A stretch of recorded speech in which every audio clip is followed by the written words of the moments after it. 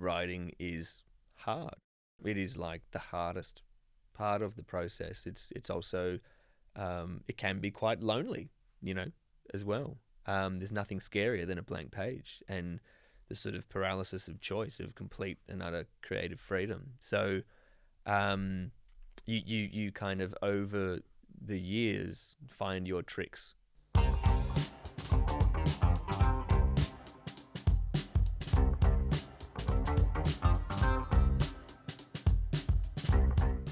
Okay, well, it was great doing research for this podcast because all I had to do was watch a movie, and that movie was The Furnace, filmed in WA and written and directed by our guest this evening, Roderick MacKay. Thanks for coming in.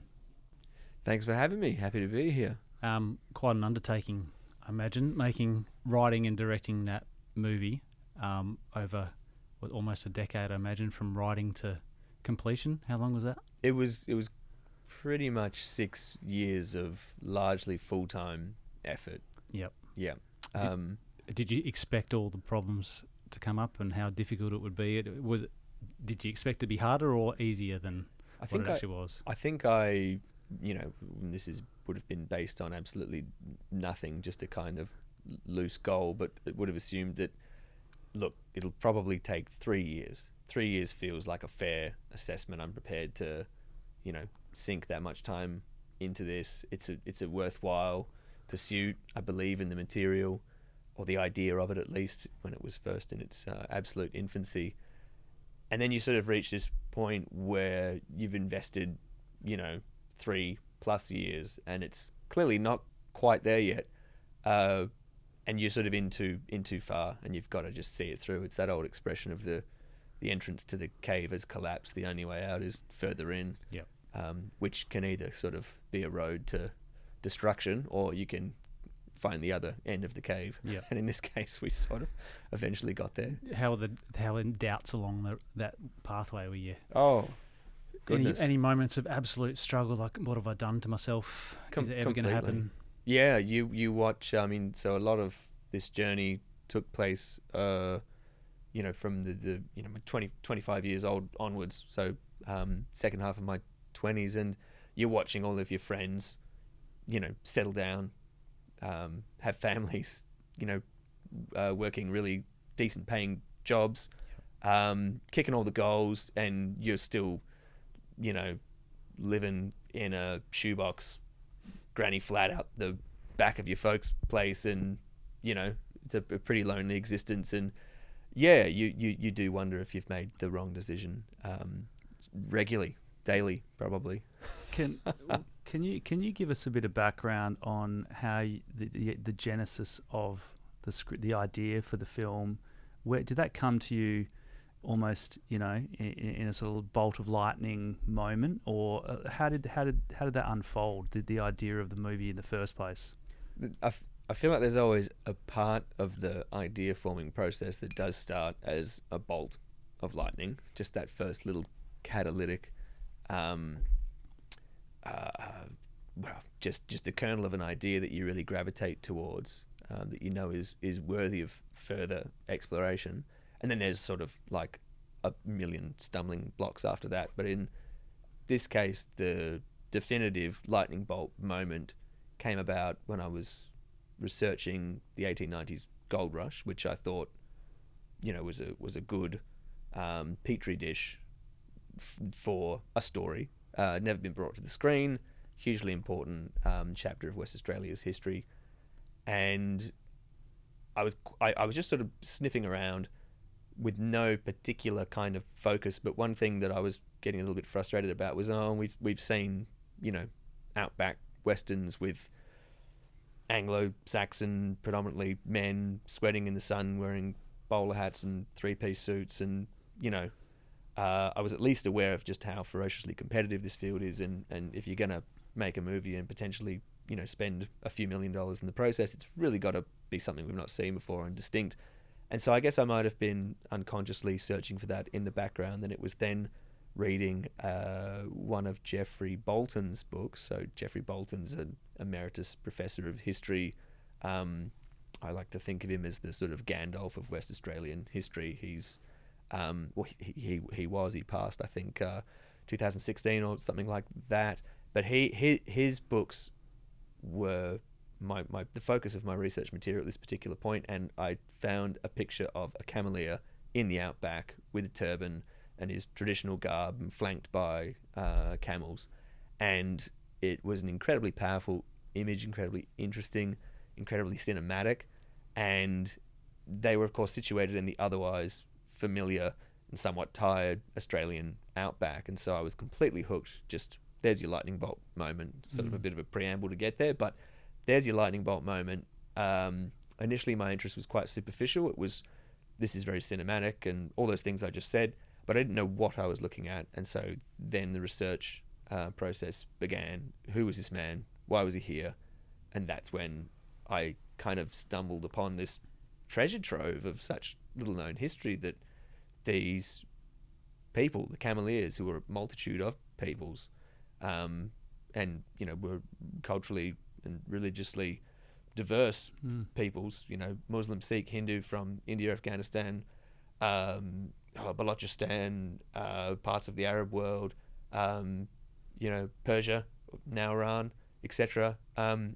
They were here in their thousands at the peak of their population, and they played an incredibly important role in the opening up of our interior, and were the main source of freight transport and exploration. And I just thought this was incredible, and I couldn't believe I'd never heard about it before. So at that point, the task at hand was pretty clear.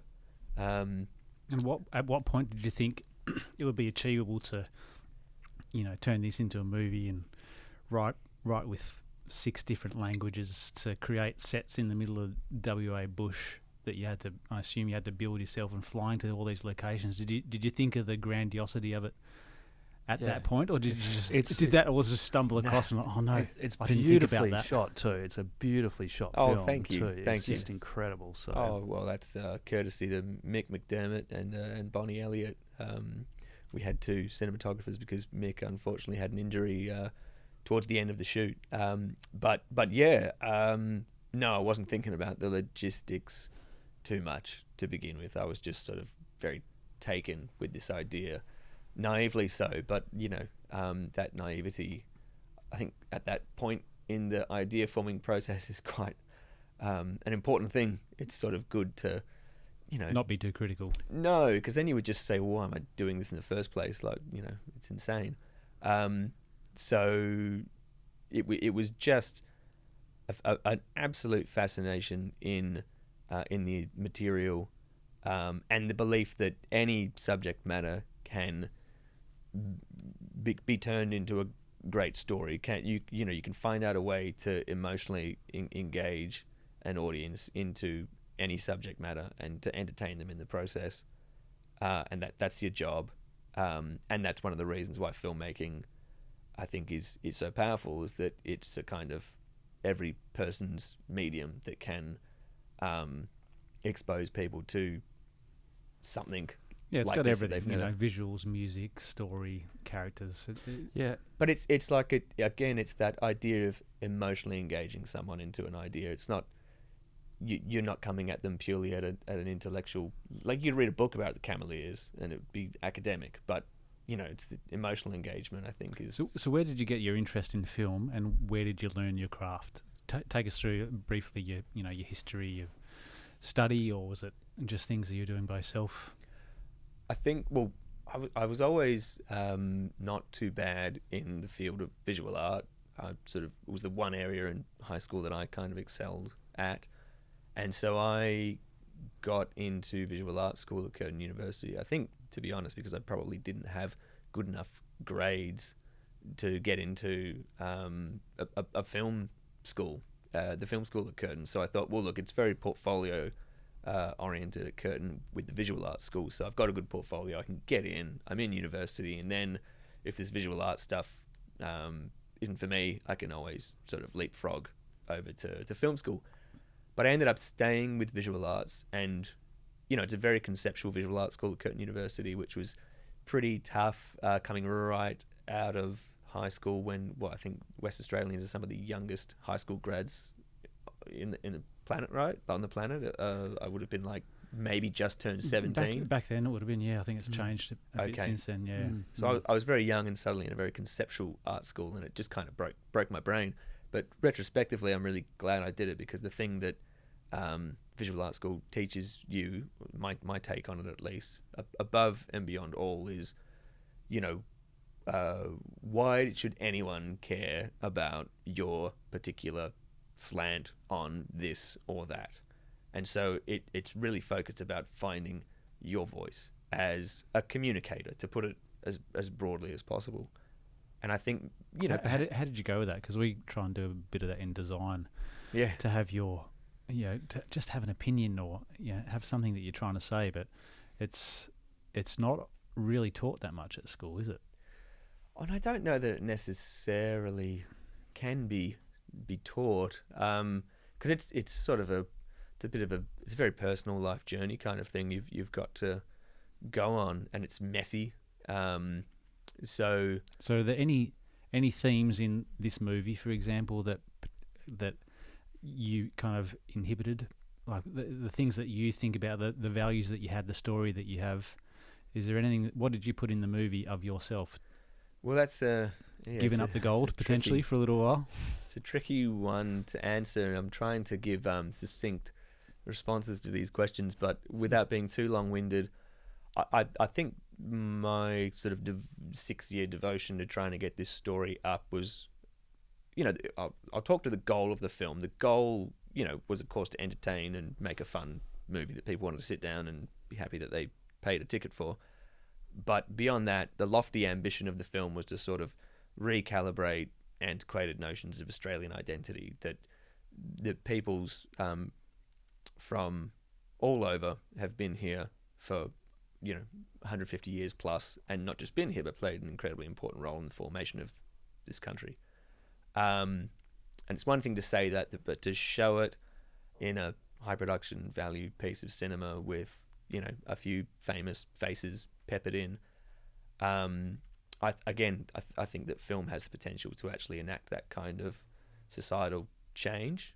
Not saying I achieved it, but well, one of the biggest things I got out of it was, is it Hanif? What's the main character's name? Hanif was his relationship with Indigenous, and he, when he actually just kind of went out, which is their what's their men's rights kind of activity. They go out into the bush with nothing, like a walkabout. And he made the, well, I don't want to give any spoilers. It's been out for a while. Okay. If people haven't seen it, that's fine. He makes that decision, and it was quite a mature decision to make, to give up certain things to go into the unknown happily. Yeah, I mean that's kind of the arc of that character, is to he's sort of in search of identity and a home, and so even though it's set in the 1890s and it's out in the desert, it still felt like it probably spoke to the journey that a lot of migrants must go through. And again, this is where I have to be careful, because I'm a blonde-haired, blue-eyed, white fella. So how can I relate to that journey to personal level? But I gave it a red hot go. And I mean, this circles back to your first question about like, what of myself did I put into this film? I've had some interesting little moments of the course of my life, courtesy of my parents, that have, I guess, laid the foundations for me taking an interest in this kind of material. My father lived in Iran for a good while back when we were kids, and there was this Iranian lady who would often come and stay with us, and she was sort of a bit of a surrogate auntie figure. My folks have done a lot of work in Southeast Asia, and the two of them are cultural academics. And was he just out of interest? Was your dad in Iran before the overthrow of the Shah in the? It was in the 90s. Okay, so it was in the Ayatollah Khomeini, I think, was in charge at the time. I remember him saying that he found himself in some pretty hairy situations in a couple of instances. So, broadly speaking, that background with my family, not to mention my brother's work in Indigenous affairs, exposed me to these different worlds, these other worlds, and I guess perhaps that's what's given me an interest in this material. So that was the story that we're going back to your uni days, because I kind of cut you off and we went on a different path. But that was generating some of your ideas as a human in your uni days. Probably not. I mean, it was definitely all happening over the course of becoming an adult. Absolutely, from childhood, really. But it wasn't at a sort of conscious front of mind level when I was in university. I think, look, I really wanted to get into filmmaking. This is going to sound quite cliched, but for me, it was seeing the first Lord of the Rings movie when I was just actually talking about it with my wife today. I probably would have been like in year 10 or something like that when the first one came out. And, they just completely broke my brain in terms of what could be achieved via this medium. So it was my generation's Star Wars, I guess. So yeah, that I mean, it's like building a cathedral, making a movie. Just the scope of all the different mediums you're harnessing to kind of realize a unified vision. And I was at that right age where I saw that movie, and it just like, boom, just broke my brain. And my taste in cinema has since gravitated totally away from that sort of stuff, or broadened more accurately. But that film, I still sort of pay homage to it as this catalyst. Yeah. So the film captures this really unique time in the late 1800s. Like I think it's 1897, is it, when the film's correct set, which is literally when this school opened its doors. Oh right, which is amazing. I was looking Wow. that up and thought, wow, that's what kind of challenges are there when you're trying to capture a certain time and place, and keep that sort of, I guess, consistent throughout the film.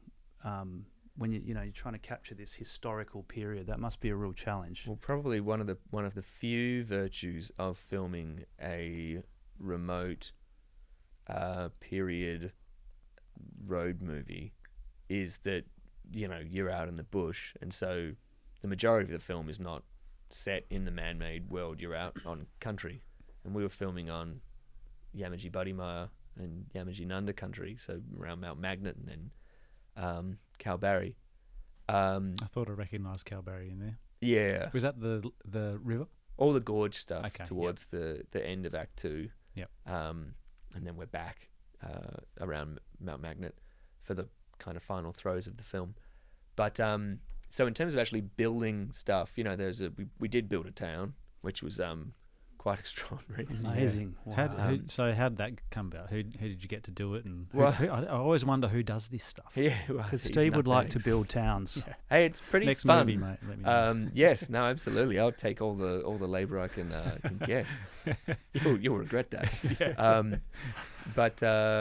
So our production designer, a wonderful production designer from Western Australia called Clayton Jauncey, was behind all of the built sets. And his department also encompasses the dressing of, our less man-made. Give us some numbers, like how long did it take? How kind of much did it cost? Remarkably quick to whack up a town. There was a town. There was a pretty extensive prospectors camp that we see the troopers introduced to at the beginning of the film, and then there was, of course, the Chinese hideout in the gorge.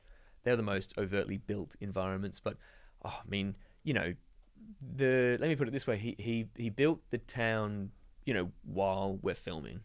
I think he sort of might have started to lay down the bare bones, in that final week of pre-production when you got boots on the ground near Mount Magnet, and you're getting ready to for the gun to sound. And then he finished that, and then he's like not hanging around to be there while we're filming in that town. He's off to Kalbarri to build the Chinese camp. And it was quite scary because I had shot listed and I did about almost 800 shot lists and sort of 200 plus floor plans for the whole movie, because I just knew there was no margin for error. We had a 6-week shoot, and this was a lot of movie to cram into 6 weeks. So you did all that yourself? Yeah. I mean, I did. It took me about 6 months of sitting in a room, just like an Excel spreadsheet, you know, what's the dialogue or the actions that are being captured, what's the lens, what's the rig, are there VFX required? Those are all the kind of, you know, answers you're providing for every single setup.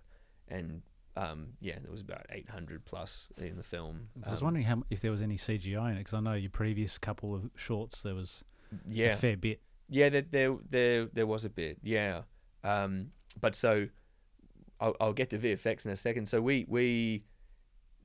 I had designed the town, at least the floor plan of it, and provided it to Clayton because the shot listing needed to be precise. So I essentially could create the illusion of a big town, and I knew that we didn't have the money to actually build it as it was needed to be in the narrative. So there was a lot of smoke and mirrors, and it's kind of up to you to figure out how to execute that as on your first film with limited money.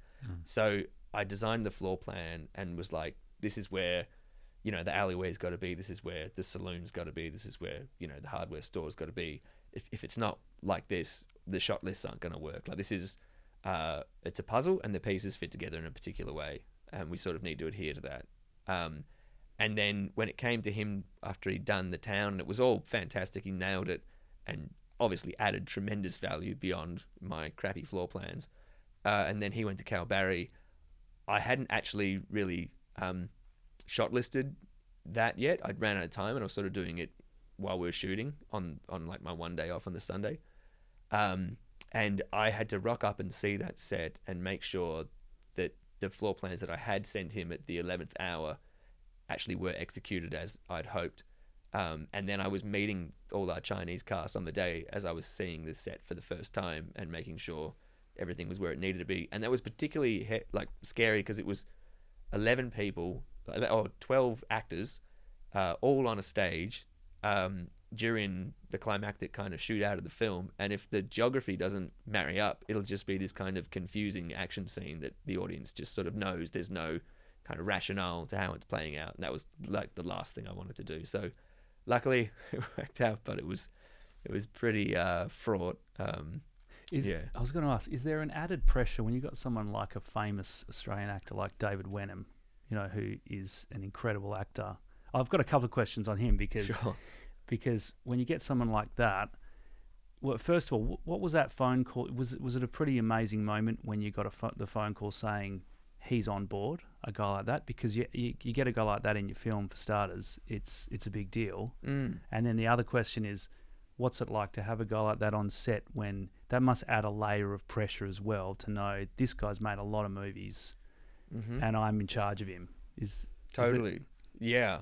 I mean, I went on a bit of a journey with David. I met him at Cinefest Oz, which is a film festival that takes place down in the southwest, based in Bustleton. He's a bit of a patron of that festival, where he certainly was at the time. I met him there at the festival, and we got on really well. And he was certainly interested in the project. And it was a very different version of the script then, so I hadn't sent him anything when I pitched it to him. He seemed to like me. He seemed to really like the intent of the project. And then I subsequently kind of went away over the summer and binned that version and just rewrote it. And it was quite a scary moment because it was a page one rewrite. I realised it had just sort of gotten away from me. And then I ended up sending his agent a first draft of this new version, which I hadn't really put in front of anyone yet. But it just felt like this was the one. You just kind of know. And I sent it on a Friday. It was received, and then I got an email back from her on the Monday saying that he'd read it and he wanted to do it. So did you have funding at this point in time, or no? So you know, actors, particularly of that caliber, recognise that their decision to get on board a film materially helps it get funded. You know, they just inherently decide the fate of a lot of projects. Did you know all this stuff? Did you have a mentor that talked you through? Like, I don't understand how you would have absorbed this information having not done it before. I mean, the internet's a pretty wonderful thing. You just by osmosis, kind of out of your passion for that world, stewing in it, reading about it. I don't know. You just kind of take this stuff on board. But I was working with a producer who wasn't so actively involved in the project when we did finally shoot it, but you know, he was a bit longer in the tooth than me, so he was a help as well. But I didn't have my lead producer on board yet, so I got my main sort of, I guess you could say, marquee actor on board when I didn't have a producer. So you know, I owe a tremendous amount to David for taking such a punt so early on in the piece, and that would have been maybe 2.5 or more years before the film actually then got up. And I would get these phone calls from him where he would sort of, you know, he was a little bit anxious about, you know, how's it going? Is it going to happen? And I just kept assuring him, like, yep, it will. And one of the reasons why it took so long was raising the private equity of the film. It was a fairly big debut feature film. And so does that mean pitching to people that are prepared to invest? Yeah, absolutely. So I probably spent about 2 years, you know, of just, I guess, earning my right to call myself an executive producer of the movie.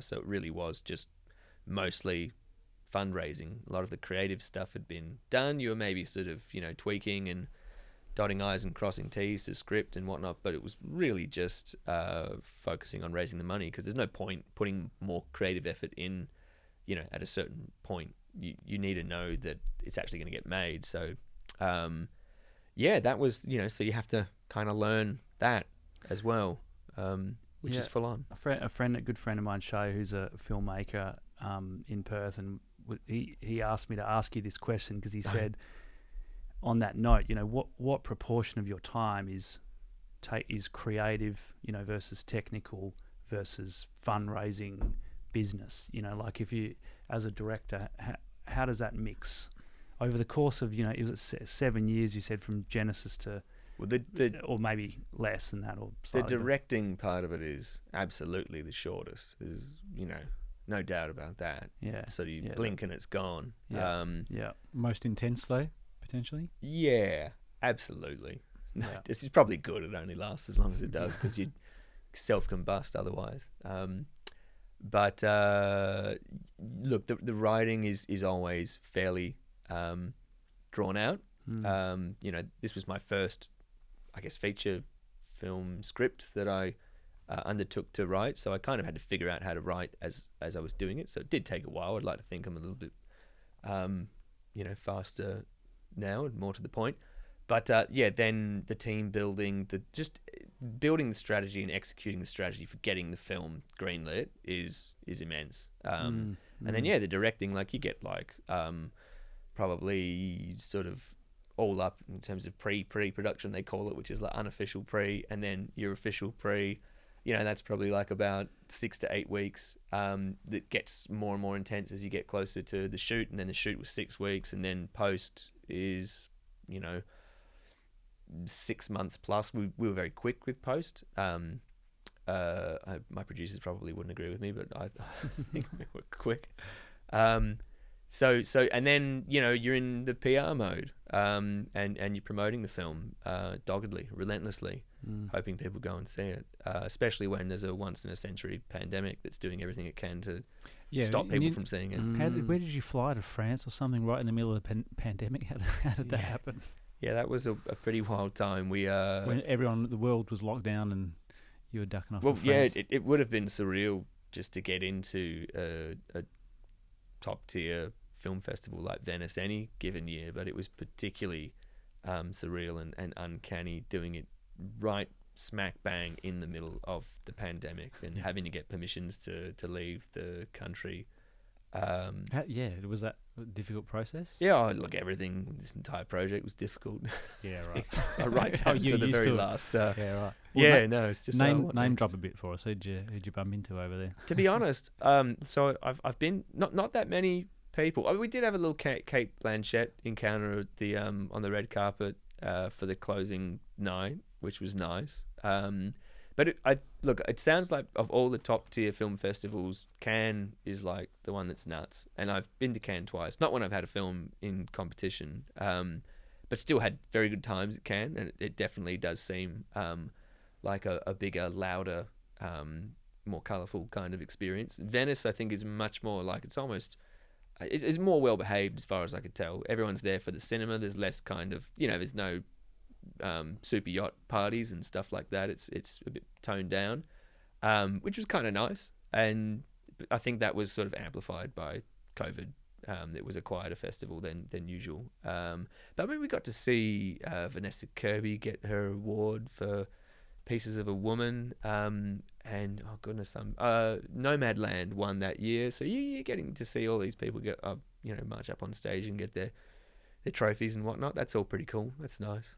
Yeah, and Venice is just an unreal place. I've never been before, so it was pretty wild. What about Sundance? Something like Sundance, is that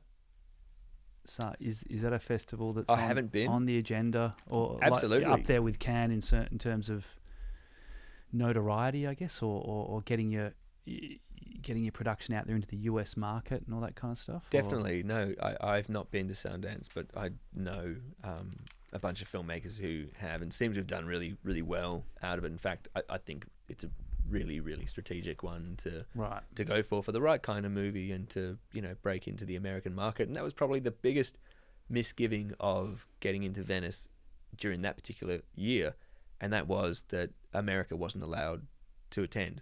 So there were no Americans there. So America didn't really get to learn about the existence of my film, and I've been told I did get US representation off the back of the film getting into Venice, which was nice, and my manager said that you would have had a materially different experience if America was allowed to be there. So hey, look, so it could have been worse. The pandemic could have hit while we were in pre-production, and then your movie's gone, and that did happen to a lot of people. So amidst all of that, we were actually incredibly lucky. And I imagine though, still, like all these streaming services, and that you can still, I imagine you still spruik your film for years after it's made to these services, right? Because they can take on a film any time after it's made, right? Like that, one would think so, but there's so much content made every year that it just sort of comes in waves, and you have your wave when it's fresh and new, and then if you don't get a good ride, next wave's coming with new exciting filmmakers who have gotten into the Venices and the Cannes and the Berlins of that year, and you're pretty easily forgotten. Right. Yeah, I mean, I'm hoping the film finds some little kind of cult niche appreciation in the future. That would be nice. But The Furnace 2? Well, no, I don't.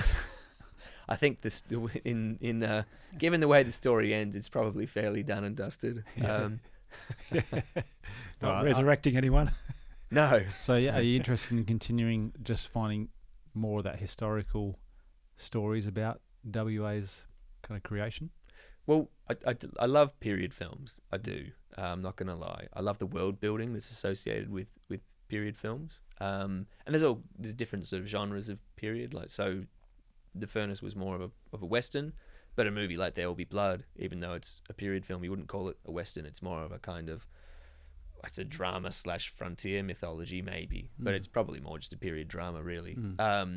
So it's quite a big sandbox to play in. Yep. But no, I've written stuff that's got nothing to do with Australia and is set in the present or the future. But then definitely have a couple other Australian historic slanted projects that I'm very passionate about. Well, I've got I'll intersperse some of these questions because we've asked our media students to give you a few questions. This one, I have a feeling it's from the teacher though, but we'll see. We were talking about your writing before, and I was speaking to Nicole about this. She's the media teacher. The writing is, the boys love to make stuff, to make the movies and film it, but they're really hard pressed to see where the value is in the writing. So the question, I'll put you on the spot here.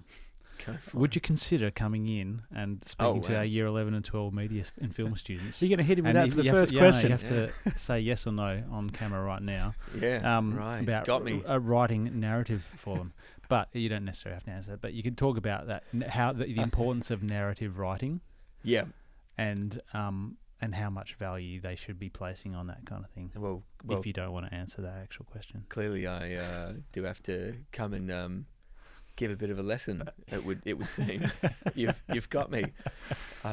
This was all orchestrated. We've locked just the to, door. Yeah. No, I'd be happy to. Yeah, absolutely, and I'd be happy to because it is the most important part of the process. There's plenty of people that can make, empty, pretty stuff.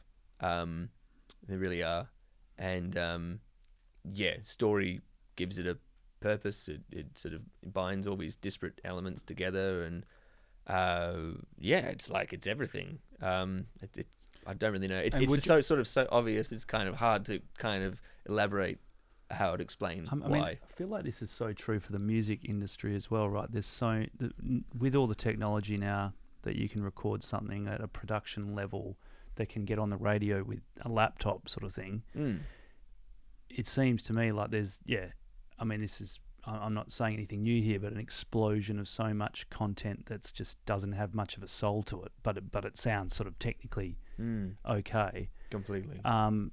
Is that sort of what you're saying with film as well? Like and I think there's a tendency for our boys as well to want to jump to the fancy technical stuff. And I understand it. I get it. It's that's the fun stuff, and writing is hard. It is like the hardest part of the process. It's also it can be quite lonely, as well. There's nothing scarier than a blank page and the sort of paralysis of choice of complete and utter creative freedom. So you kind of over the years find your tricks to overcome that. But it's taken me a while, and even now I co-write because it expedites what is a long and lonely process, and if you can find the right co-writer, two heads are better than one. Like, you just problem solve quicker. You just need that dialogue going. The Lennon and McCartney thing. Stress test your ideas. A kind of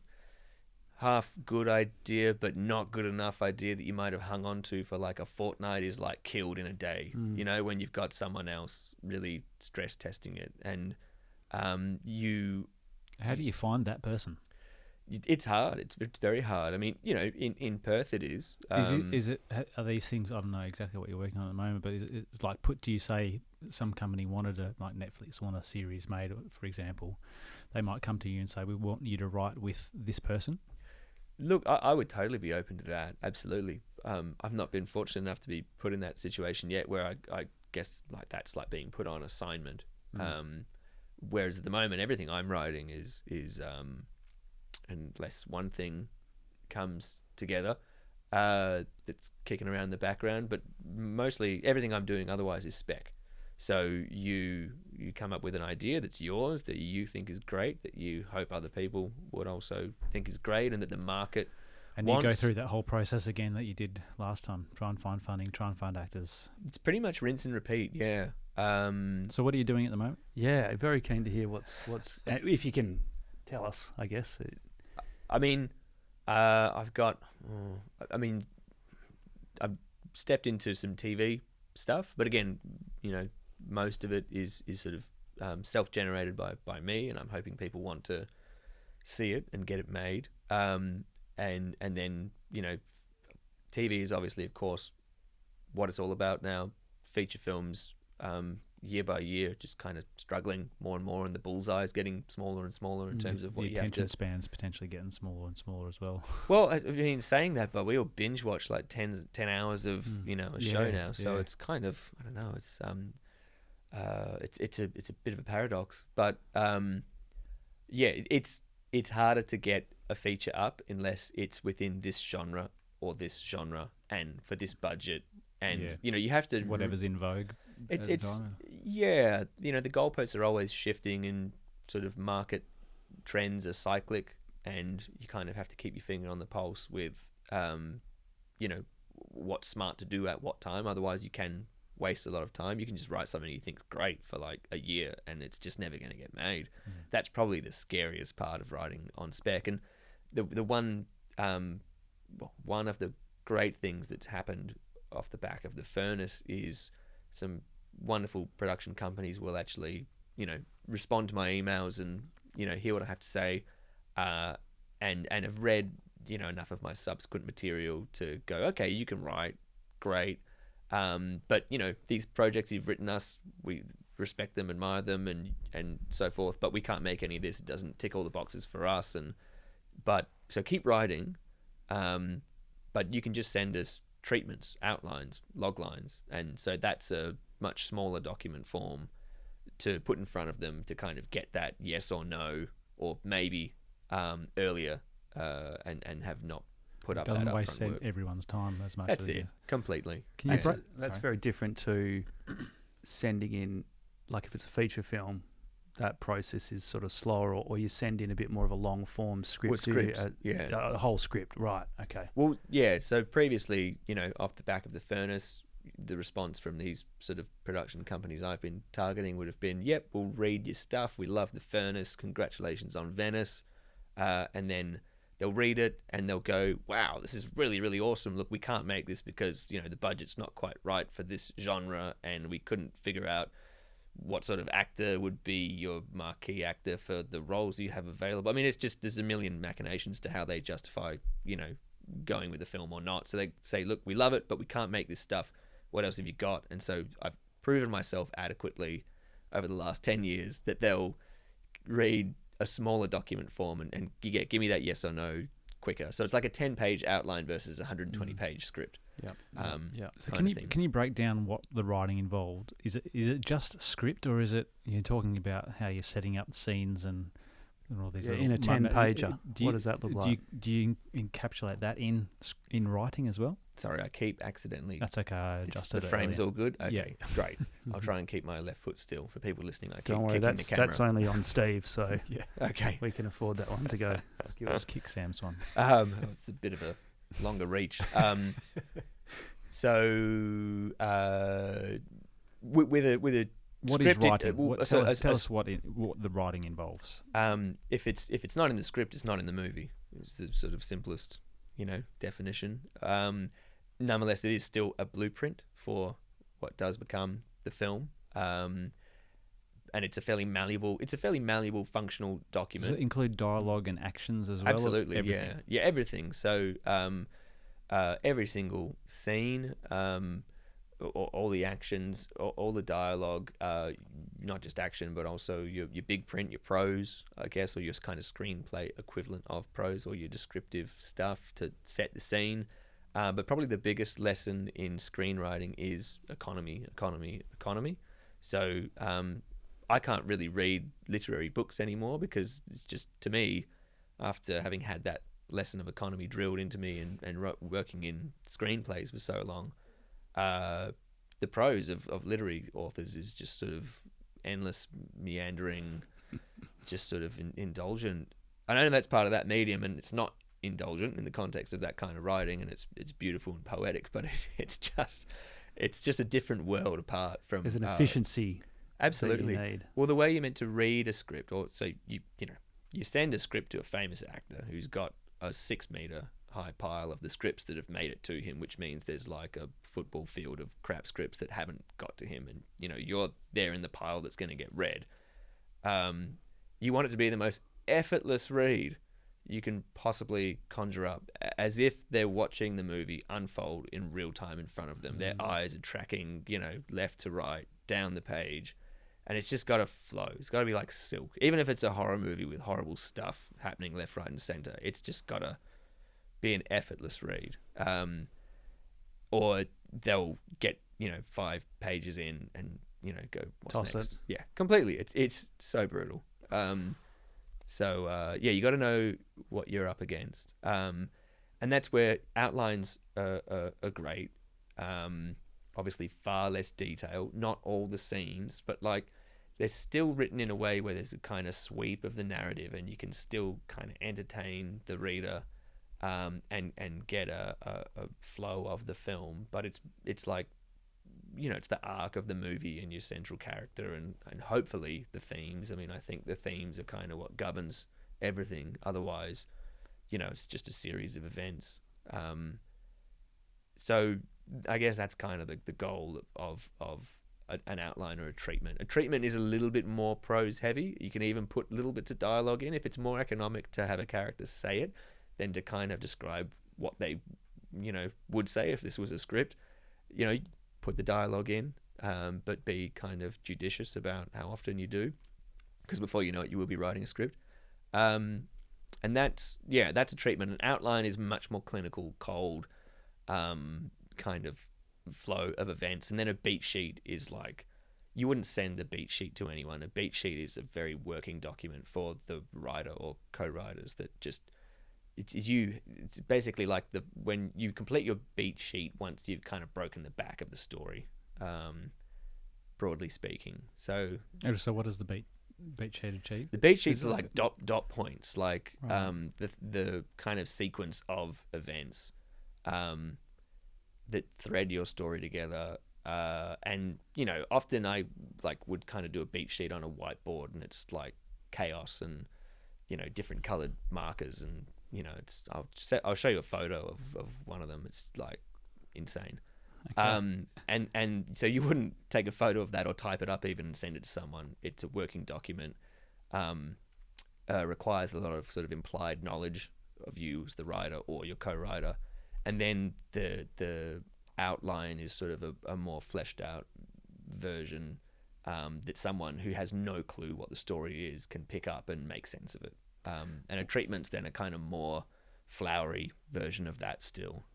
So That makes sense. Sounds like the thing that you get on that actor's desk for them to read is just it's a distillation of the story in its purest kind of form. Is that right? So it flow like. Sorry, I should clarify one thing. You would never really tend to send a treatment to an actor. Right. It would be a script, but in terms of getting your producers on board, Right.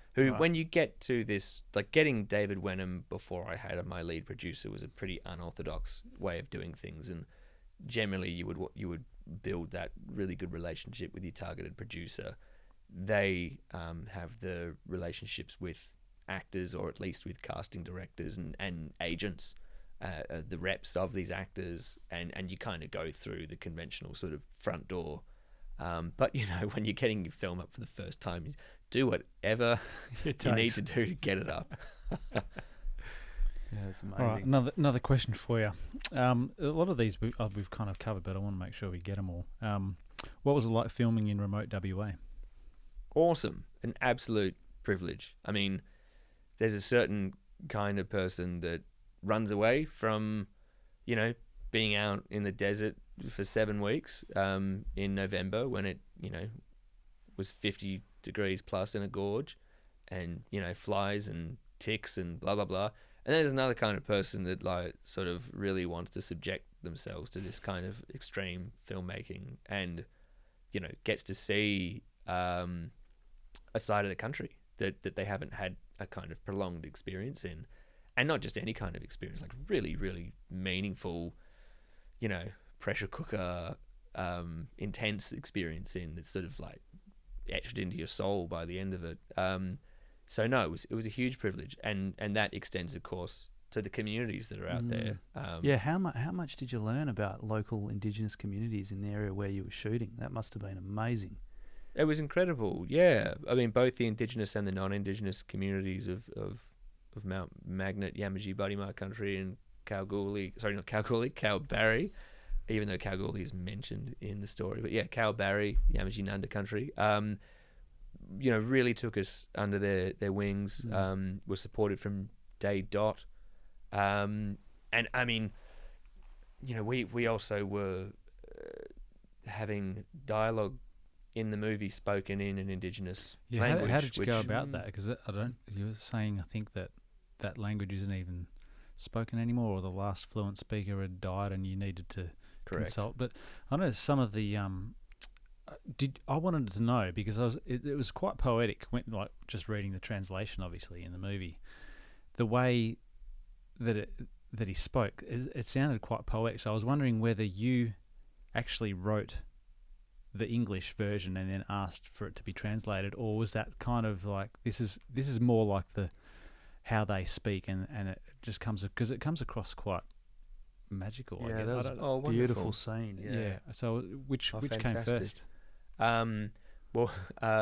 You asked the question earlier about how do you, I mean, it was along the lines of how do you write for the 1890s period world. What's, that almost felt easy compared to like, how do I write a dialogue exchange between a early 20s Afghan cameleer who's chatting with a 20-year-old Yamaji Badimaya man. Like, how the hell did I, Roderick MacKay, write that scene? Because you'd kind of taught like write what you know is sort of a bit of a cliched lesson that people offer up, which I don't frankly believe in. I think write what you're passionate about and you'll kind of figure it out. And so I at least knew that there are concepts that are completely alien to an Aboriginal person, like money and the idea of like a country on the other side of the world. And so it actually figuring out how to solve those problems really helped sell the relationship between these two characters, because you had a situation where the young Afghan is trying to get this young Aboriginal man to understand his predicament, and he's going to great lengths to explain it in a manner that this person could maybe understand. And so it wasn't a hurdle to be overcome. It was actually like their relationship manifesting on the page and in the movie. And so I guess the scene that springs to mind is Hanif is sort of realizing he has to go home after this awful event has just occurred at the beginning of the movie. And he's trying to explain that, like, I don't have any money and I can't afford to go home unless I sell my camels, and my home is, Afghanistan. So he uses expressions, I'm going to get a little bit wrong because it's been a long time, but, I live across water so wide you see no land for many days. And I mean, it's, a lot of, I think most, if not all, Aboriginal languages also have sort of like 1, 2, 3, 4, and then it's just many in terms of numbers. I might have that a little bit wrong, but it's something like that. So yeah, these are all these kind of things you have to navigate, and I was conscious of that from the outset. But then we did believe that we just have someone in the community or multiple people in the community that could help us with the translation process, and I knew that was going to be a little bit of a thing to navigate. Stuff wasn't going to directly translate, but I did the best that I could with that in mind. But then the country that we chose to shoot the movie on, which actually was Ernie Dingo who told me where the movie was set, which was really lovely. I thought it was on his country, Yamaji Wadjuri, land around Gero, kind of, well, it neighbours Mount Magnet and Badimaya country. And when I told him the story over the phone, he said, "No, you're talking about the great Badimaya nation, and you need to go and speak to this fella and this fella and this fella." And I was like, okay, well, off I went, and Mount Magnet was it. And luckily Mount Magnet offered the sort of diversity of landscapes that we needed to cheat this this road movie, this journey of these characters. We're meant to be going from Mount Magnet to Kalgoorlie. We couldn't afford to actually do that journey, so we had to pretend, and there was enough different sorts of environments to cheat it. So it all just kind of worked out. But then the old fella who was the last true speaker of the language didn't have his health was failing, and he was kind of reaching the end, and it became apparent pretty quickly that he wasn't going to be around for the process of making the film, but we'd have a chance to meet him. And in the end, he was just too ill, and we arranged a trip and everything. We were meant to meet him, and it just didn't happen. And he was in a hospital in Gero, and he passed fairly soon after that. But we had his blessing, and I'll refer to him as Gammy. So we had Gammy's blessing, and he was aware that it was going to involve his language, and he was incredibly excited by that, and he knew that it was going to preserve some of his language, and he dedicated sort of the last few decades of his life to trying to save it, knowing that it was going to sort of end with him if he didn't. And he was awarded NAIDOC Elder of the Year for 2000 and I'm going to get this wrong, but 17 or something like that. So when he was gone, and we were really committed at this point to making the movie there, it was like, okay, how the hell are we going to do this? We don't have this pillar of knowledge within the community anymore. We're going to have to draw on shared fragments of knowledge and whatever the language centre and the linguists who worked there both Indigenous and non-Indigenous had saved. And at this point, the language is referred to as sleeping language. So not extinct, not dead, just sleeping. They can be revived. And so the language centre was just so awesome in wanting to honour this man's life's work, and saw the opportunity for what it was. But we had to go and raise more additional money for that process because it was suddenly a community consultation. And it was also at a delicate time for the community because they'd lost this very important member. So again, all of these things you cannot foresee no at the outset of making a movie like this, I imagine. No. But amazing legacy too. It's probably the thing that puts the biggest smile on my face about the whole movie, if I'm honest. It was pretty extraordinary. I mean, I'm just getting shivers right now thinking about it, but you're filming that first scene with that dialogue. And the first scene was with an Egyptian playing an Afghan and an Australian Indian playing a Punjabi Sikh man, and then, a Northern Territory Yolngu man playing a Yamaji Badimaya character, and they're all having this conversation in Badimaya, and it was like I've never seen that scene in a movie before in my life. That exchange between those three different men, a Muslim, Sikh, and an Indigenous man, and it was all in Badimaya, and everyone understood the stakes of getting it right, and so everyone did their homework. We did have Badimaya coaches there. Particular fellow Godfrey Simpson was just like an absolute hero. Would be at sea without a paddle if it wasn't for Godfrey. And he just we call cut, and we knew we got it that first take with that language, and looked at Godfrey and he's got tears in his eyes, and it was just everyone just applauded. Everyone just sort of involuntarily just started clapping and cheering. It was so cool. Wow. Yeah, That's amazing. I love the dialogue with the elder. Was it Kumaling or something? Kubering. Yeah, I love his dialogue when he was given a bit of guidance to the young to Afghan. Hanif. The young Afghan, Yeah, giving him a bit of pretty what wise. for. Yeah, that's a really powerful scene, that where he's giving him that sort of elder wisdom. That's the language I was talking about. Like, did that come from you, and then it was translated, or was that something that you spoke to those guys about? And no, I did write that. I mean, I was very thoughtful it translated about it. quite well. Pretty directly. I mean, the only stuff that needed translating was if there wasn't a Badimaya word for this, or when it got really technical, even once you'd finished shooting the movie and you're in the edit, there's an art to subtitling as well. So you sometimes need to tweak your subtitles slightly to kind of match the actual time that it takes for someone's mouth to move to say the words, and just it's got to all kind of generally broadly be in sync, or it kind of feels a bit weird. So a bit of refinement with the subtitled Badimaya dialogue, or any subtitled dialogue, frankly, but particularly the Badimaya, even in post-production.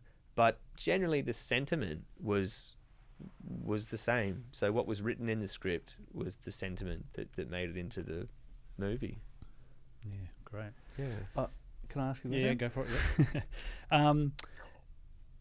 Does the modern director, it sounds like you have been and you are pretty multidisciplinary and multi-skilled as a director. You have to have a sense of how the sound works and every little phase of Jack of all trades, master of none. It's really, what a director. Right, yeah. Well, this is what I was hoping to know. Like, do you think most young modern directors coming up now in the industry just have to be a bit like that? They have to know a little bit about every little part of the process. You might not be a soundscape expert, but you kind of have to have done a bit of soundscape stuff yourself.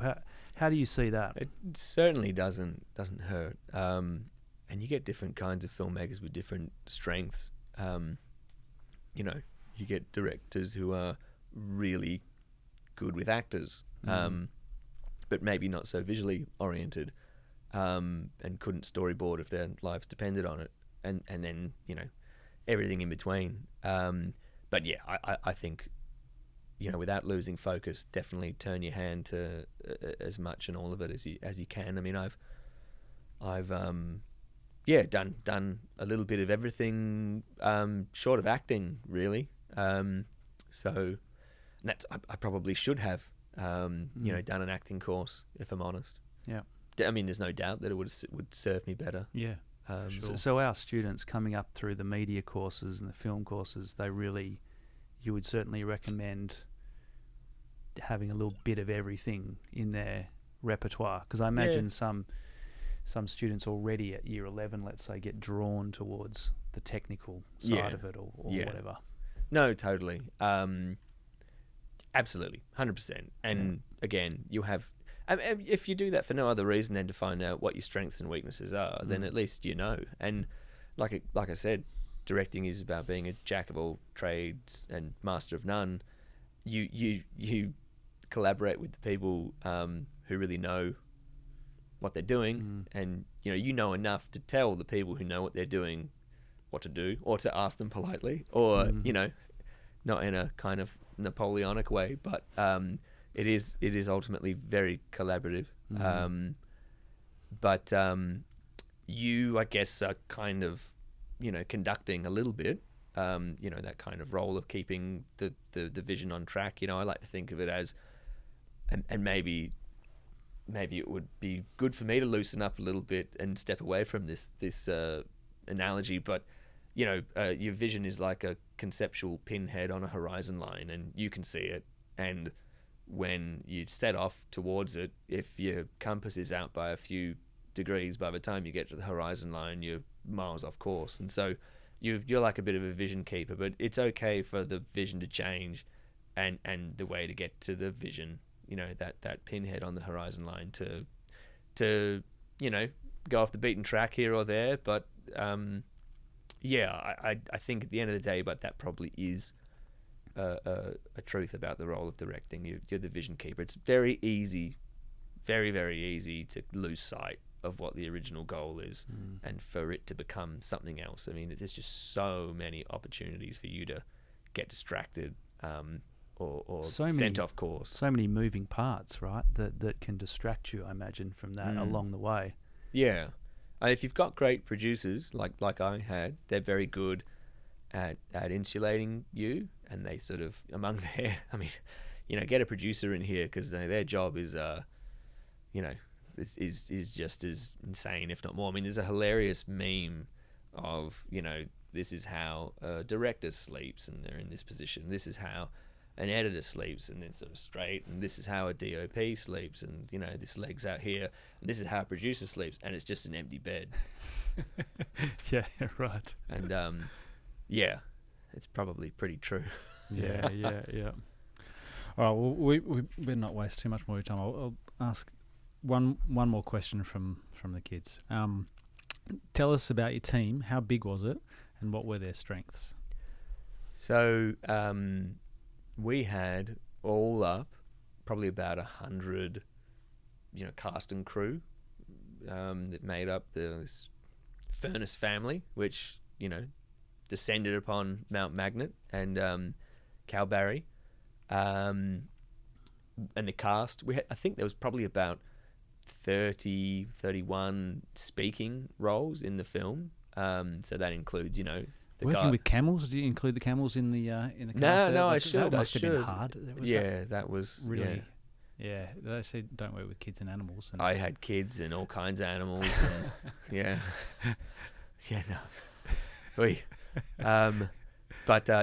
was like. Did you have like 12 an animal camels. trainer in or something? Like what's? Yeah, we did. We had a fantastic camel wrangler, who actually sadly passed maybe a year or more ago, but he ran the Kalamunda camel farm. Oh, okay. And he was fantastic. But yet, we'd be completely screwed without someone that knows those beasts. They don't care about your movie. They're completely oblivious to the your storyboarding and shot list. So they do what they want. And not easy to transport up to no Mount Magnet. But luckily they are pretty well suited to the desert, so that was at least going in our favour. But yeah, we had horses as well, and a dingo, and there was a hawk that didn't make it into the movie, but a trained hawk came up from Perth.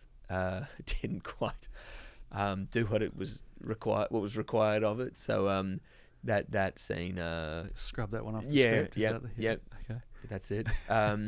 So no, I mean, in terms of strengths, I mean, like I said before, I mean, making a film like that out in that kind of terrain, it's not for everyone, not for the faint of heart. So everyone who was, it's almost like a pretty good, process of elimination. This insane project that no one's going to really want to put their hand up for to do. Like, to the people that do, they're like the thrill seekers that kind of want to be there, and I think that served us very well. Everyone was up for the adventure, and it definitely tested all of us. But they're like, well, I signed up for this, and I did so with my eyes open. Must have brought you quite close, that whole crew that was up there for this 6-week period. Yeah, you definitely become a bit of a family. Or sort of, there's the big family, and then there's sort of like the sub-families in the different departments that all kind of really do live in each other's pockets for, those 7 weeks. But the Mount Magnet pub did pretty good trade. I think we broke a record. It was like the best, trade ever in the history of the, even better than the gold rush. All right, well, Sam likes to finish with a few questions, and I want to get one in there just quickly. I'm going to modify a few because we've got a filmmaker in the house. He's probably modifying it to the exact same question I'm going to ask him. Well, we're at Christmas party last year, and we just got into the conversation of what were your 3 best movies of all time. And Ella, who works in marketing here, put The Furnace, it might have been number 1 or number 2. Do you remember that? And we hadn't talked about it. But I just spoke to her today about The Furnace. Goodness. That was number 1 or number 2 in someone's all-time favourite movies, and that was unprompted. Okay. And unrehearsed. So there you go. It might have been. I think she'd done a write-up for when she was interning at the Perth Festival or something like Film Festival, and she'd come across it and just thought it was amazing. Oh, that's gorgeous. That's really lovely. Yeah. So say hi to her. Please do. Yeah. Bless her. So it probably leads us into exactly the same question that you might be asking. What are your 3 favourite movies of all time? That's the most annoying question to ask someone. I think you should just say, if you're stuck on a desert island. What 3? Usually we ask for album, favourite album. What 3 VHS tapes would you bring with you? That colours the question a little bit differently, because if I'm trying to stave off madness on a desert island, there's definitely some of my favourite movies I probably wouldn't bring with me. But look, There Will Be Blood has to be. I'm with you on that. Pretty high up there. I mean, Paul Thomas Anderson, far out. What a giant. Possibly controversial choice, but The Master, I think, every time I watch it, it just reveals another layer of itself. And I remember there was an interview with Paul where he was asked what's his favorite movies of his own that he's made, and he actually said, I don't know what he's made since, but at the time he said The Master, and he was like, I don't think I quite achieved what I wanted to achieve with that film, relative to the ambition of it. Like, it was a very sort of esoteric idea that he was kind of trying to hone in on, but he reckoned that he kind of got partway there. And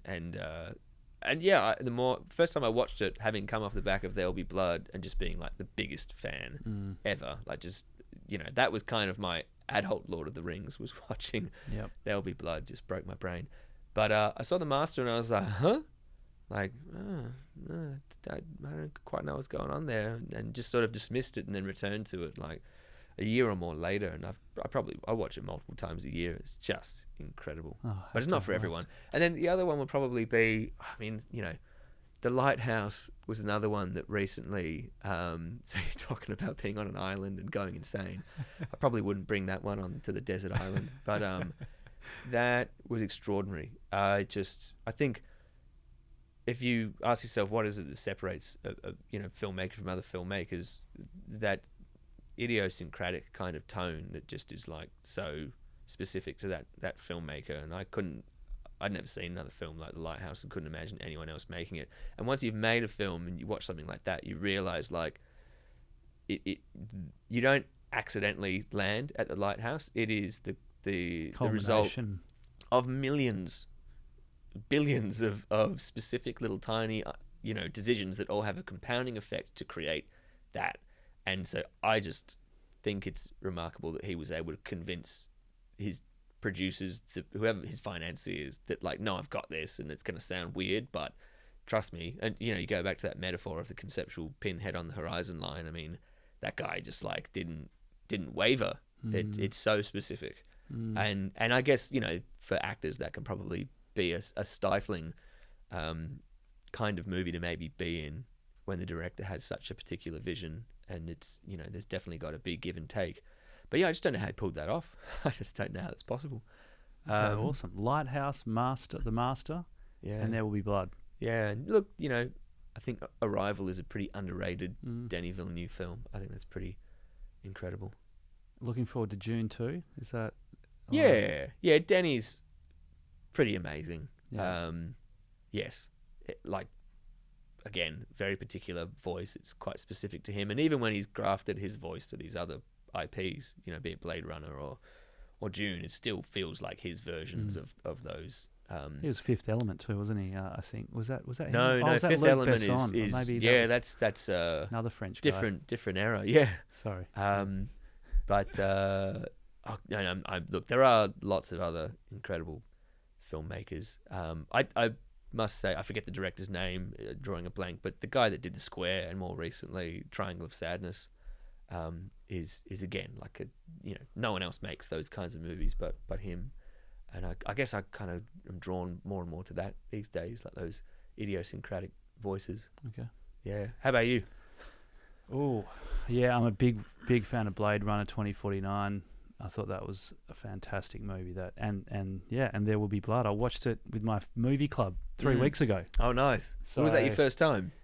Second time, Okay. but just still a rich experience, getting more out of that film. I just thought, and Daniel Day-Lewis is just unbelievable in that film. I thought, Yeah, I mean, no one was going to take the Oscar off him, I reckon, that year.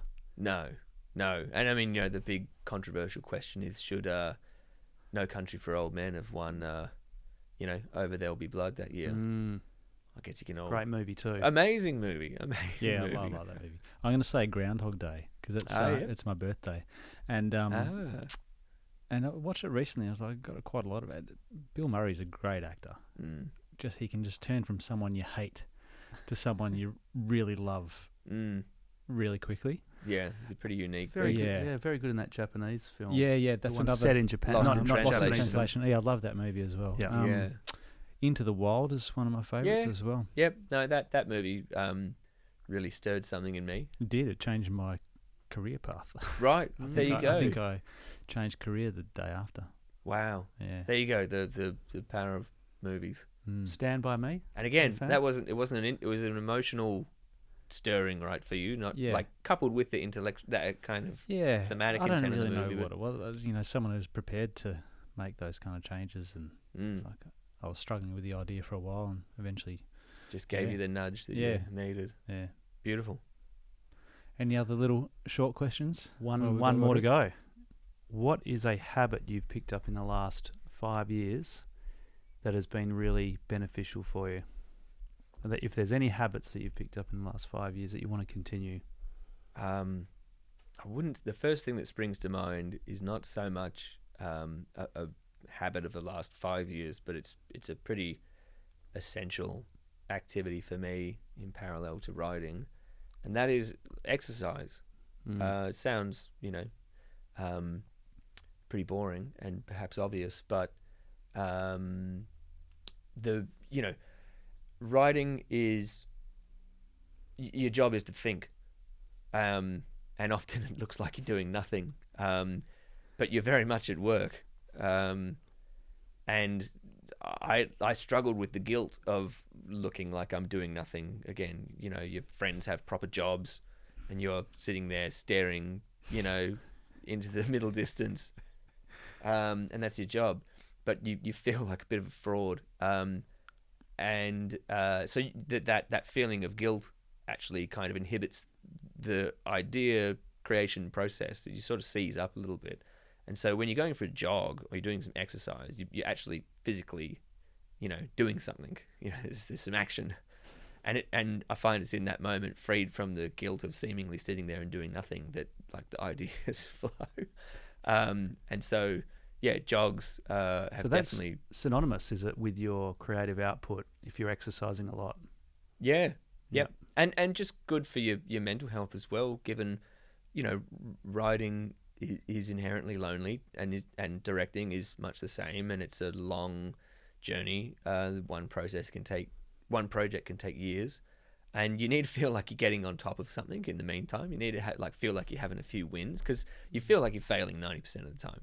So you got to have some daily victories. And I guess the other thing would be like, don't set yourself up to fail in terms of like what your objective is for the day. Like if you write a paragraph, great, like fantastic.